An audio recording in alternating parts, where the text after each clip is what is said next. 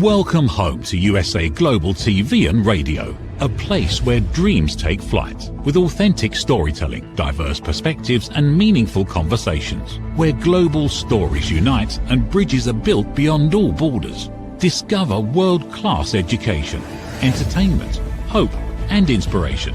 Together, we're building bridges worldwide. Subscribe to our channel, USA Global TV. Download our app, USA Global TV. Be our guest or join our team. Visit usaglobaltv.com. Thanks to our founder and executive producer, Dr. Jacalyn Kerbeck. Music score by Yeffy Tang from Cloud Road Music. Voiceover artist Mike Porter. Creative direction by Paul Garcia. USA Global TV and Radio. Your home for global connection. All rights reserved. This video and its contents are the exclusive property of USA Global TV and Radio. Unauthorized use, duplication or redistribution in any form is strictly prohibited. Hello and welcome to USA Global TV and Radio. This is It's Your Healthy Lifestyle show, hosted by the founder of this platform, Dr. Jacalyn Kerbeck, and myself, Roland Friedl. How important is your health and fitness to you? We show you how you can easily eat healthier every day, how you can improve your fitness and recover much quicker after your exercises and workouts. Families will learn how to optimize their children's health and nutrition. And finally, you will also hear how you live a long, healthy and fit life into your old age. Join us here on It's Your Healthy Lifestyle.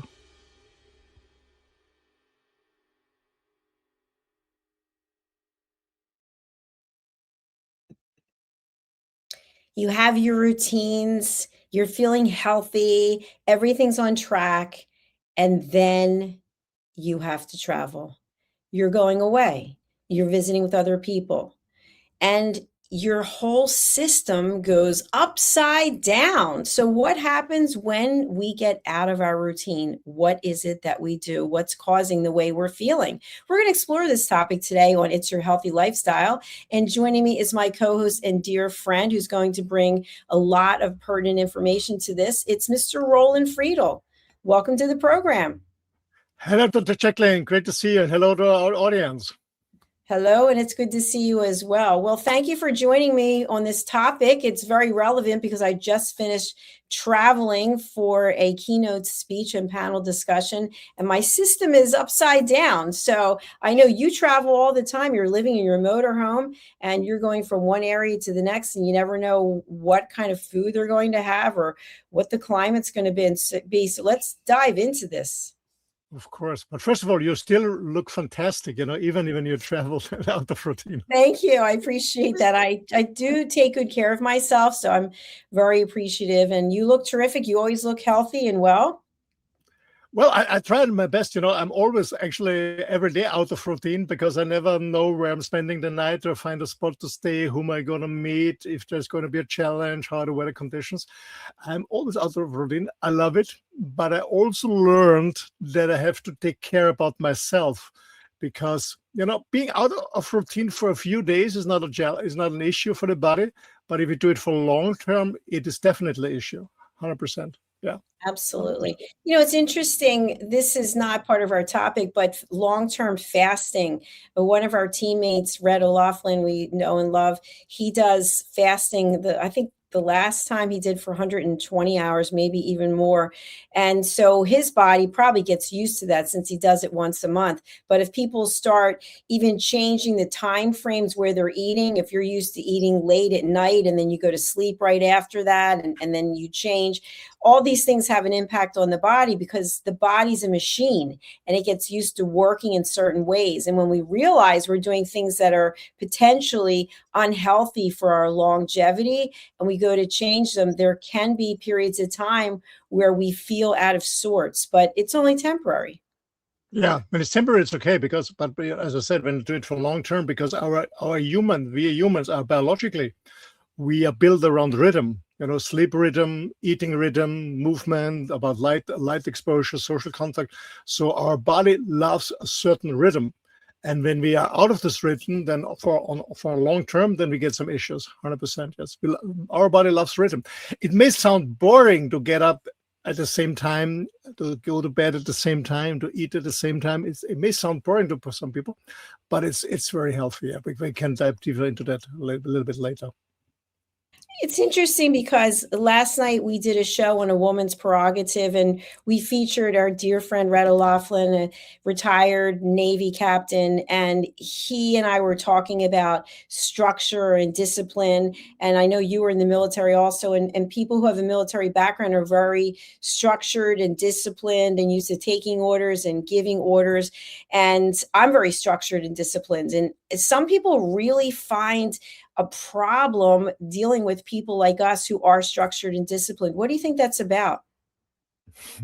Well, I sometimes have discussion with people, with this love and light warriors, there's this spiritual people who said, no, I don't feel it right now. I don't want to do it right now. I want my freedom. But I believe that's not freedom. That's not freedom. 100% not. 100% not. But, we live in a period of time where everything is possible. People are not working hard or anymore. Especially here in Europe. When I look at my grandparents after World War I and II, they had to rebuild the country.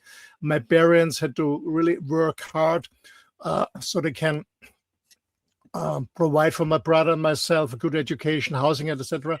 And myself or my kids and my grandkids, they live, well, I wouldn't say peaceful, but a more peaceful time and less stress time. So I guess there's less discipline necessary to survive. Let it call it like this. There's less discipline necessary to survive, especially in Europe, because we have a social system, and so people, especially younger people, are less disciplined because it's not necessary anymore. We're not in a so-called survival model, we're in a consumer model, and that's why it's changing. But we see that those people who are not disciplined, they fail in their jobs, they fail in their relationships, they fail in their health, and so on and so on. So I hope there's a revival coming on so-called old traditional values like discipline. I agree with you. I think discipline, there's something sexy about discipline. There's something, I think, about the predictability of knowing what you're doing for your body. I think sometimes we forget about that we are showing respect to our body by eating at the same time every day, by going to sleep at the same time. But again, to other people, this is really boring. They just want to see where life takes them. And I can understand that attitude about spontaneity, but at the same time, I don't know that our body always likes spontaneity. So when our body's used to something, it reminds me of a car. For anyone who has a vehicle, a car, a motorcycle, anything that you have to take care of, if you don't do what's required, and Roland, because you're traveling all the time, if you don't take care of your RV, if you don't change the oil, if you don't get the engine checked, all the things that are required, you may be on the road in the middle of nowhere and have a problem. That's happened to me. And it's not a very good feeling. It happened to me. It was actually a tire that was blown out, and I was in the middle of nowhere. And of course, I couldn't do anything because it was a tire, and that's what happens to tires. But if the same thing is relevant for our body, that you may have a tire blow out, it's some part of your body because you weren't taking care of it. Yeah. But I think it's also, I think it's part of the system, I don't know how it's in the US, but here in Europe, we have health insurance. There's everything is there, and people believe because they pay for it monthly, and it's not they have to pay. You never see it on your paycheck, so you have to pay into the system, and they believe because I pay for it, when something is going wrong, here I am, fix me. And I think it's an education thing that people have self-responsibility on their body. We don't learn it anymore in school because we have hospitals, we have doctors, we have healthcare centers, and people say, okay, I pay for it. If I need it, I use it. And only a few people are really so-called preventive, that they're taking care about themselves by choosing the right nutrition, by working out and stuff like, and so on and so on. I think it's part of the system. We don't learn it anymore in school, taking care about ourselves and being self-responsible. Yeah, I think that's a great point. There's so many topics we don't actually learn in school, listening, financial responsibility. But one thing I just wanted to touch on is last year I went to Europe twice, as you know, because I met with you and I met with a number of other people.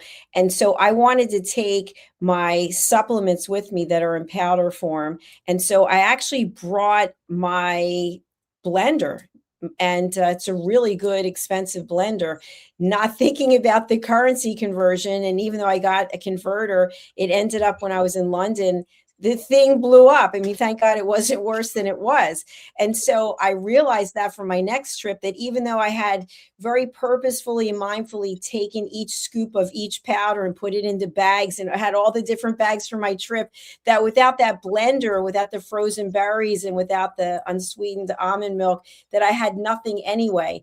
So on my recent trip to Denver for business, I didn't take any of it with me. And I just decided I'm not going to eat. I'll just wait until the end of 2 days and then I'll eat. And I ended up eating pizza because that was all that was really there. And my body didn't like it. It's not used to it. It has a routine. And I'm just going to say it.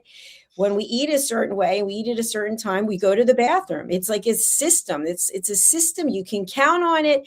And then when you don't have any of that excavating as you normally do, then your body's basically trying to say, what'd you do to me? What's going on? 100%, 100%. I always eat at the same time, around 11 a.m. and 5 p.m. Most of the time. And what I learned the last years, is that most people believe that food or eating is there for joy and fun and stuff like that. No, it's not. For me, food intake is to nourish my body so I can have the energy to do what I want. Being tough in business, my workout, I don't know, going hiking tour, being with my kids or whatever. So for me, food is there to nourish me and to give me all the ingredients I need to be empowered and that my body is functional, is working or function properly. And once in a while, I go out or I cook with friends or my partner, or we go out just for fun. But most of the time, food is for me not fun. It doesn't mean that I don't like what I eat. I love what I'm eating, yeah, but it's not a fun. But most people eat because they're bored. They eat because they're together with friends. They're watching a movie or whatever. But this came with the industry the last decades. We didn't have this 100 years ago. We didn't have the food industry. We didn't have all the stuff. So I know in summer I spend many weeks with my auntie. She's 86.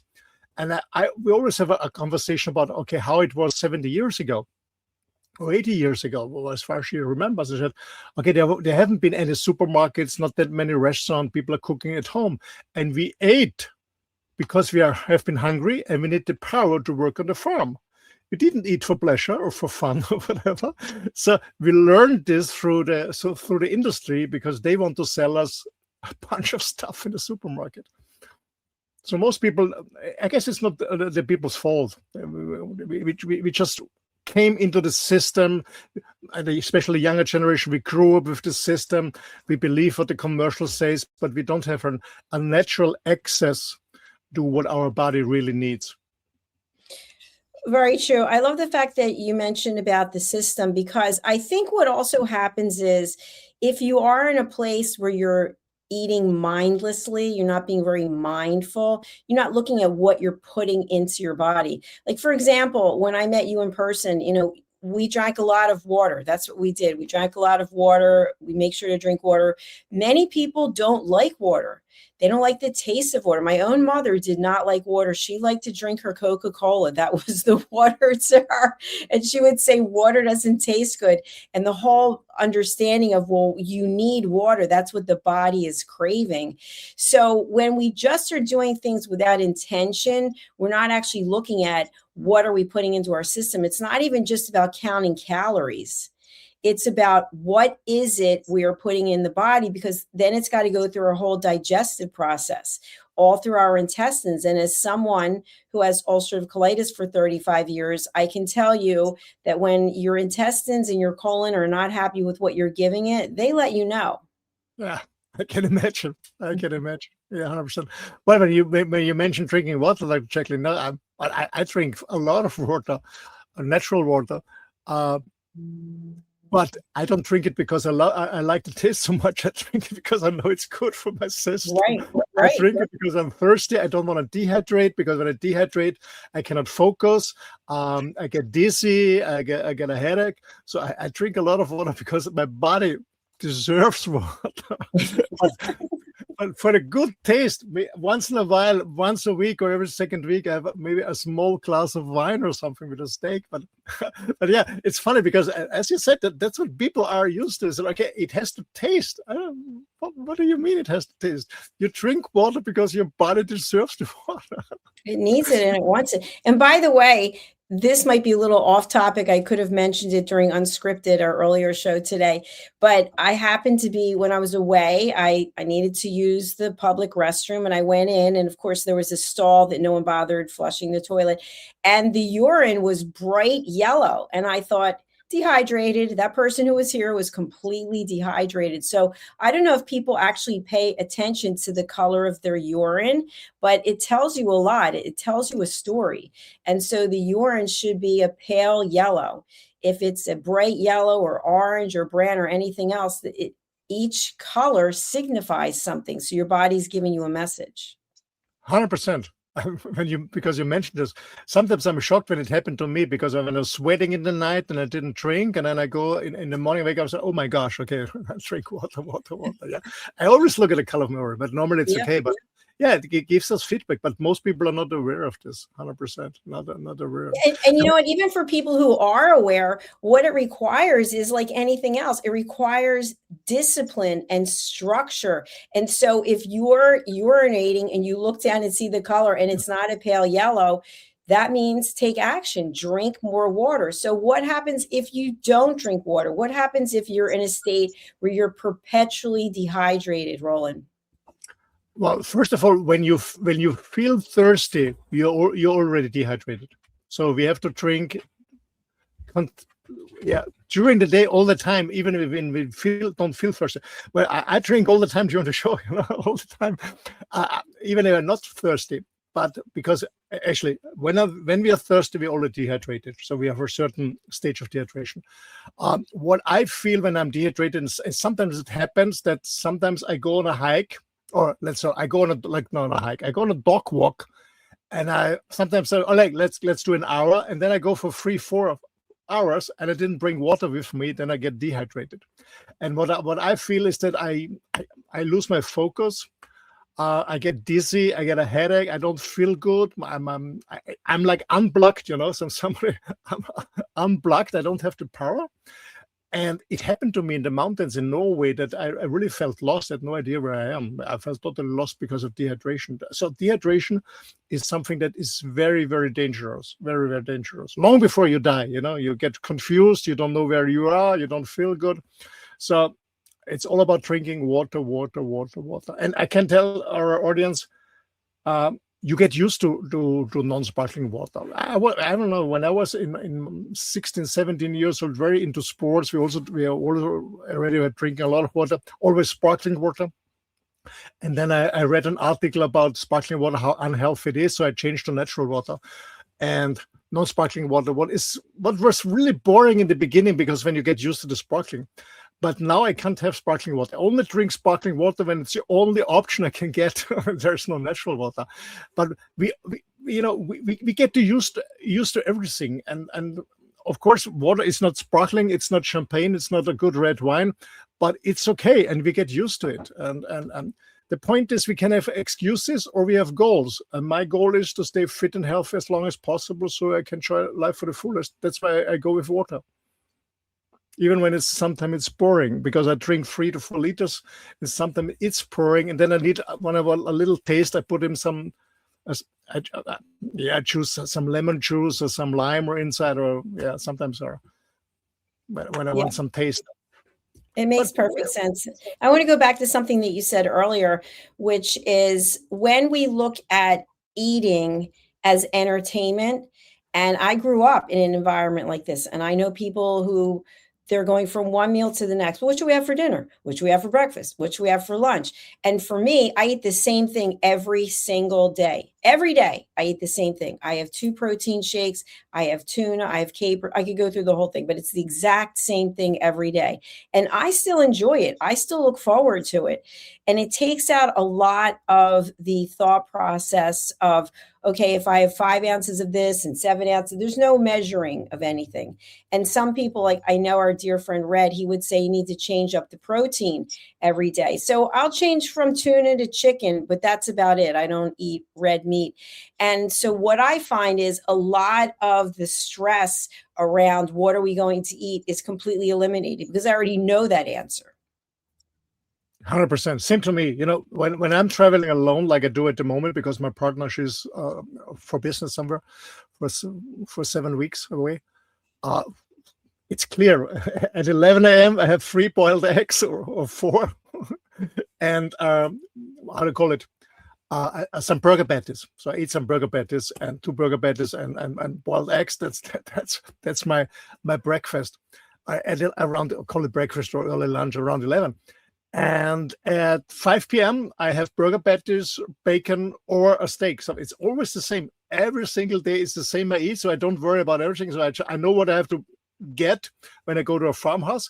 The only thing is when I'm with my partner, because she has 2 kids, then we talk about, because for the kids it's not the best way. Then we talk about, okay, what could we cook tomorrow for them that they love it and stuff like that. Yeah.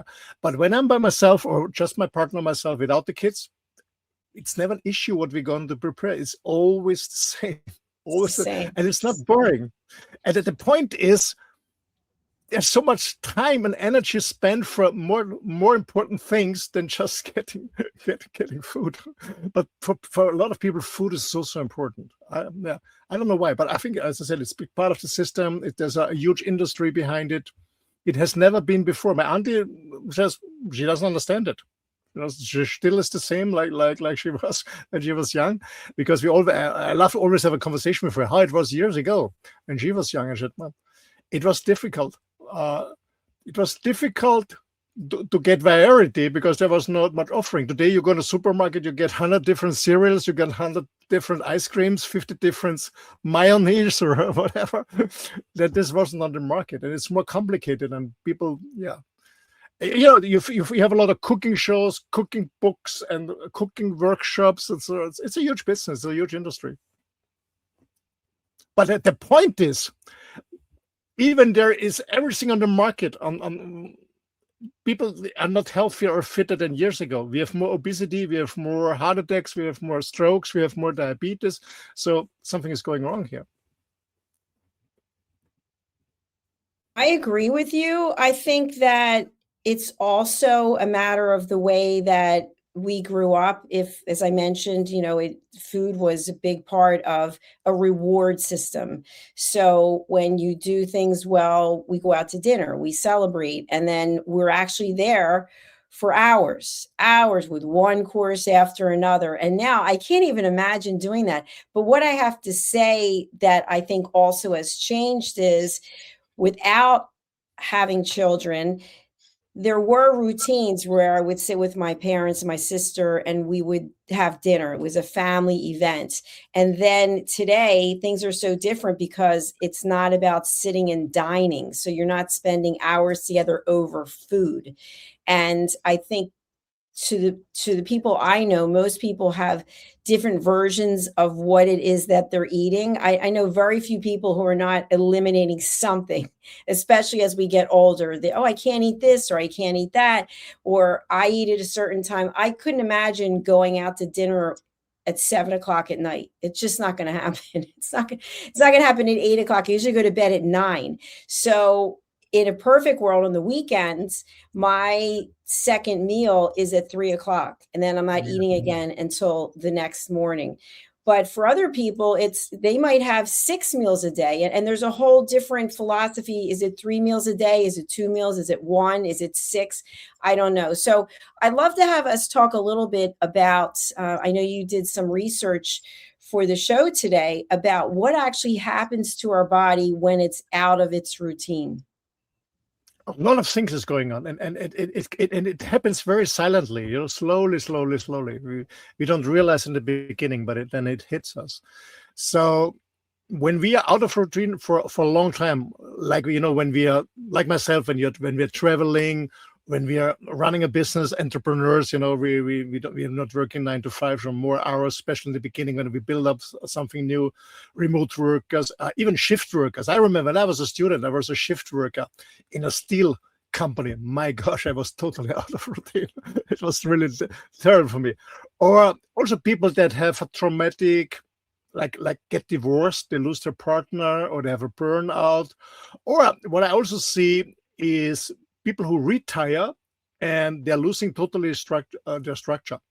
They get out of routine totally because they can sleep longer and stuff like that. So we also see it on retired people which don't follow a certain structure. So what we see with these people is that, first of all, their sleep is the first insignal is that their sleep is lighter and shorter, so they don't sleep well. That's one thing that we see. And you can measure is that the stress hormone, the cortisol, is increasing much higher and for much longer. And we all know that cortisol is not the best thing. It's a stress hormone. That's one thing. Then what we also see is that the energy crashes very often. So people have more energy crashes, that they don't feel good. Like I said, like I'm being unplugged. For most people, the motivation drops, of course. When you feel fatigued, tired, you didn't sleep well, of course, the motivation drops. When motivation drops, there is a chance to get about a burnout, a depression, anxiety. And what I mentioned before is when I get dehydrated is that your focus and decision-making gets worse. So it has an unusual impact. And what's happening is when people get out of routine, what you mentioned, Dr. Jacalyn, people start emotional eating, or they're taking drugs or alcohol, for example. Alcohol consume increases totally. What we also see that people don't stay with their workout because they feel fatigued, they didn't sleep, so they don't follow their training routine. It disappears the structure. When you see in your body is that inflammation goes up, the inflammation markers rise, the immune system weakens. And the other thing is what most people don't understand, when you don't sleep good, when you don't do good routine, it's really difficult to lose weight. So the body holds more fat, especially around the belly here. And because because let's say when you're out of routine, this is a signal to your body that it's uncertain times, because as I said in the beginning, we humans, we love rhythm, a certain rhythm of sleep, a certain rhythm of eating, and so on and so on. So when we're out of routine, this is a signal to our body that it's hard times, we're facing hard times. So it's storing more belly fat. So you can train as much as you want, you can eat as healthy as you want, but when you're out of routine and the stress hormone cortisol is very, very high, it's very, very difficult to get rid of the belly fat. So there's some of these negative things.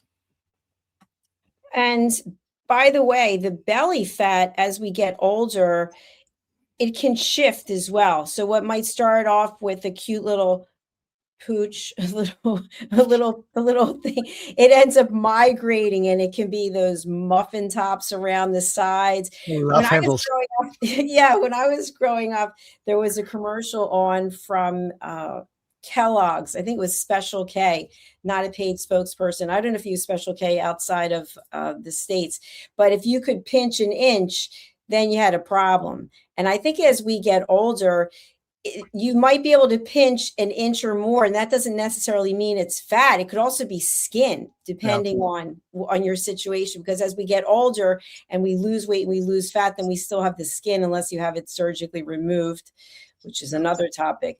So what are your thoughts about when we can look down and say, yeah, I think that's a problem? If it's your belly, what do you think? Well, I mean, when we talk about belly fat, when we talk, for example, about visceral fat, this is fat you don't see. And maybe you're slim, but you also have visceral fat, which is around all your organs to protect your organs from any toxins. And it can also happen to slim people. and but it's a very bad fat, the visceral fat. So it's all about. It doesn't matter. It's all about eating healthy, but also get good sleep. Sleep is so important. And sleep was over the years was always underestimated. Always underestimated. And I guess 3 decades ago, something like that, there came up this, for this entrepreneurs that being successful, Tony Robbins and so on. Okay, this 5 o'clock, this 5 o'clock, 5 o'clock. 5 o'clock club. Yeah. Get up early, get things done early in the morning. Yes, I'm also getting up at 5 o'clock in the morning, but I try to go to bed early. So what most people miss is you can get up at 5 every morning. That's not an issue, but try to get your 7 hours sleep. So meaning going to bed at latest at 10. So for me today, it's a little bit later because I'm producing another show here. But normally I go to bed between 8:30 and 9:30. I go very early. Kind of similar. I agree. And I think one of the other topics is subcutaneous fat, which is the kind of fat that you can see under the skin. And so I think what is known as cellulite, where you can see it in certain areas. I don't know if cellulite and subcutaneous fat are the same thing, but when the skin is getting thinner as we age, you can see more of what's going on. So for example, I can see more veins and not those veins that stick out, but my skin is thinner. And I think because I've eliminated a lot of the inflammation, I can see my veins. And so that's supposedly a good thing, according to the doctor. And I know, like in my hands, I have visible veins, which is a good thing as well. So I think if you are carrying extra body weight, what is it? And I know at the gym that I go to that they do a certain kind of test. I forget what it's called, but they'll actually tell you, and they have scales like this, it can tell you your body fat. So where are you carrying extra weight? I've seen some very slim, thin people. Their whole body is thin, and then they have this belly.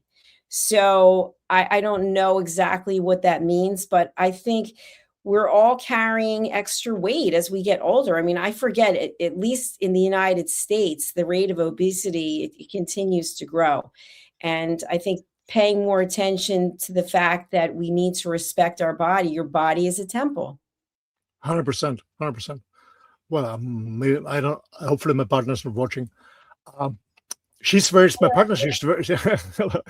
partner, she's very slim, in a very good shape, but she has a little bit of belly, she's 51.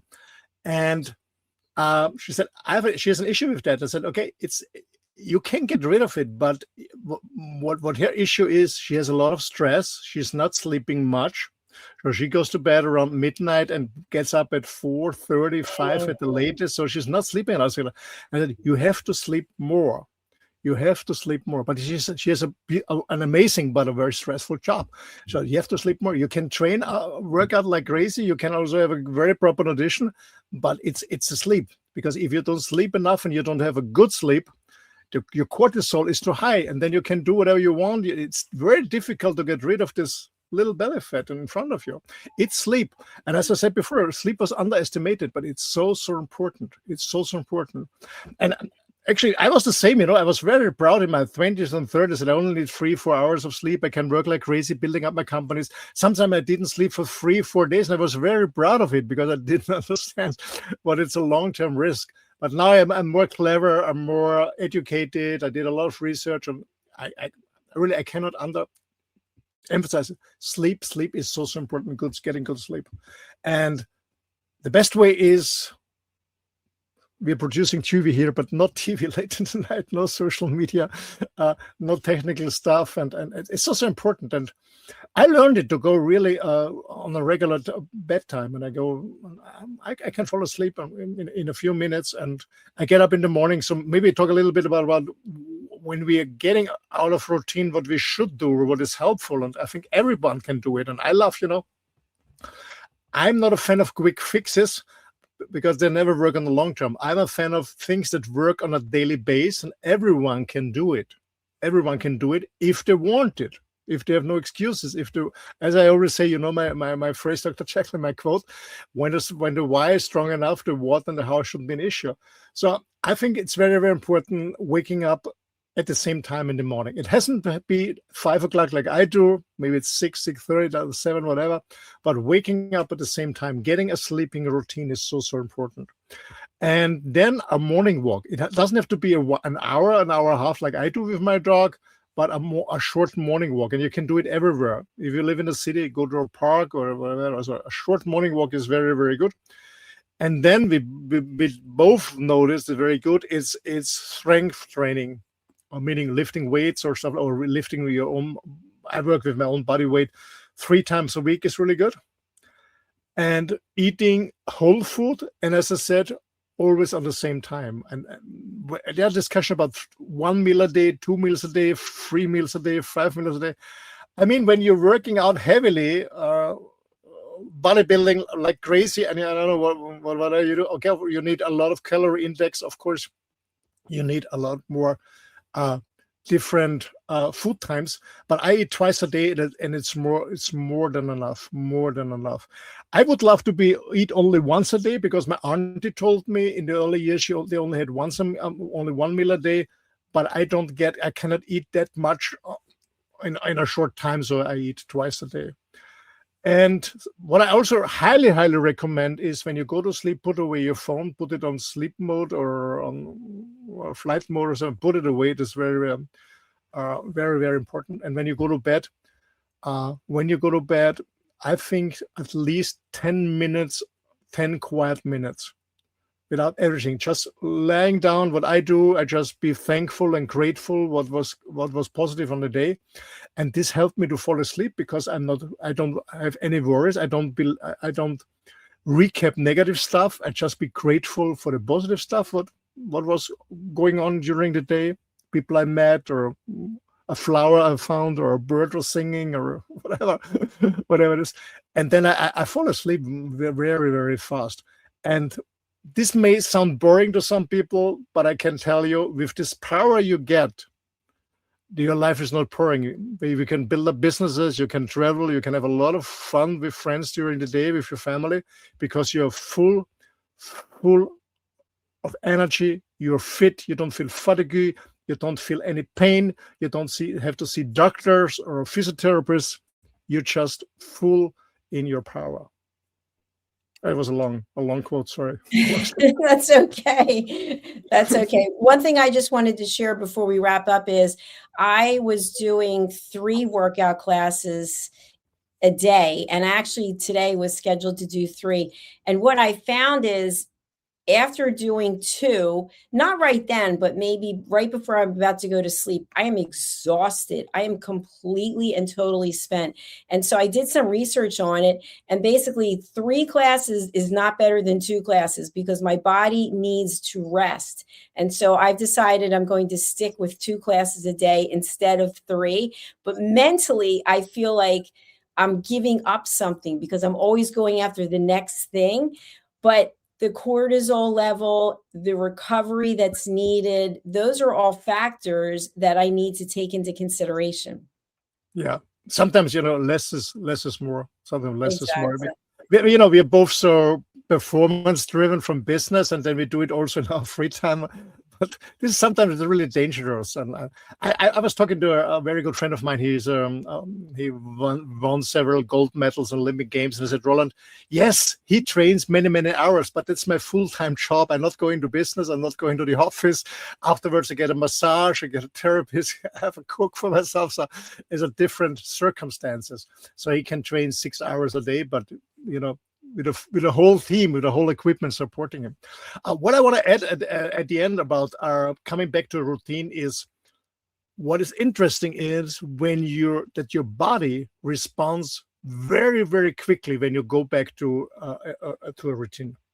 You get immediate results when you go back to a certain sleep rhythm, when you go back to a certain eating rhythm and pattern. You will get results very, very quick. You will see that you sleep better, you have more energy and stuff like that. So don't give up. It's really working. Good point. Roland, there are many people out there who would like some help. Who can you help and how do you do it? First of all, if you have any issues, or even if you don't have to have an issue, you can always contact me. I love to connect with people. It's all about sharing and caring. The best way to connect with me is send me an email. It's office@rolandfriedl.com. That's also my website, rolandfriedl.com. Send me an email. Let me know what you want to talk about, where you're coming from, but more importantly, where you're heading to. What are your goals? What is the direction you want to go in? Or maybe you need somebody to help you to make a decision. I'm there for you. I'm more than happy to support you. I did it with thousands of people all over the globe. So just contact me and let's take it from there. Thank you so much. Thank you very much. Thanks for being here. And by the way, you've got a couple of shows coming up, and you're doing 2 shows today or 1? Actually, I forgot to register the shows. So I go for a break because I have around 96 Fahrenheit. Oh my God. Degrees here. I'm sweating like crazy. I don't know if you can see it. Yeah, I can. I can see that. Yeah. I go outside in the forest, walk my dog, and then I'm very happy to support Kimberly on her show and producing her show. All right, fantastic. So join Roland next week for Der Mutmacher Show and Der Macher Show. Ja, genau, der Machertag und der Mutmachertag. Very good. Thank you so much. Thank you. Bye, Roland. Everybody who's out there, thank you for watching our shows. By the way, this is not the only show that we have. You can go over to our YouTube channels, which are here, USA Global TV and Radio and Dr. Jacalyn Kerbeck. We have over 60 different shows that you can watch. We have 3 different languages, German, French, and English. Please do subscribe and even consider being a member where you get exclusive access over on USA Global TV and Radio and Dr. Jacalyn Kerbeck. Thank you again for watching. Are you interested in hosting your own TV show? Do you think you have what it takes? Well, the good news is you don't need any training because we'll train you. We'll coach you, but you've got to be coachable and you've got to have this passion inside of you that you have a story to tell. You can interview other people. You can do the show yourself. So what's required? Let's take a look. Hey, you. Psst. Yes, you. Watching this right now. Are you creating content, a blog, a podcast, a newsletter, going live on Instagram or TikTok, and still not seeing real visibility or growth? Here's why. Anyone can post, anyone can go live, but not everyone is positioned to be taken seriously. Right now, people are going to YouTube to search for experts, for answers, for credibility. So while you're putting in the work, someone else is being seen as the authority. Not because they know more, because they're positioned better. Now imagine this, your own professionally produced TV show, marketed, distributed, optimized with SEO so people can actually find you. Not just seen, but searchable, discoverable, positioned. You're trained, you're coached, you're guided. No experience necessary, but you do have to be coachable because this is about stepping into a higher level. This isn't about doing more, it's about doing it right. We've already built the platform, 2 YouTube channels, a global audience, a Silver Creator Award. So the question is, how much longer are you going to rely on temporary visibility when you could be building real authority? If you're ready to be seen differently, go to usaglobaltv.com and apply to host your own show. This is for individuals who are serious about investing in their visibility, their credibility, and their growth. If that's you, we're ready. USA Global TV and Radio, where your voice becomes your platform. Executive producer, Dr. Jacalyn Kerbeck. Videographer, Paul Garcia. Voiceover, Ed Vargas. All rights reserved. This production is the exclusive property of the USA Global TV and Radio and may not be reproduced, distributed, or used without written permission. Thank you, viewers and listeners of USA Global TV and Radio, for joining us today. We're honoured to have your time and attention as part of our global community. At USA Global TV and Radio, we believe in the power of authentic conversations, meaningful connections, and creating a world of possibilities together. Want to be part of something bigger? Join our team of elevated listeners at usaglobaltv.com a space where your voice matters and your ability to listen transforms relationships. Stay connected with us across all our platforms for thought-provoking discussions, expert insights, and empowering stories. Subscribe to our channels at youtube.com/c/USA Global TV. Follow us on social media and explore the endless opportunities we're creating for growth, learning, and inspiration. Together, we're not just broadcasting, we're building bridges and changing lives one conversation at a time. For inquiries, contact us at info@usaglobaltv.com. Produced by Executive Producer and Director Dr. Jacalyn Kerbeck. Voiceover by Mike Porter. Creative direction by Paul Garcia. All rights reserved. Visit usaglobaltv.com to view our full terms and conditions.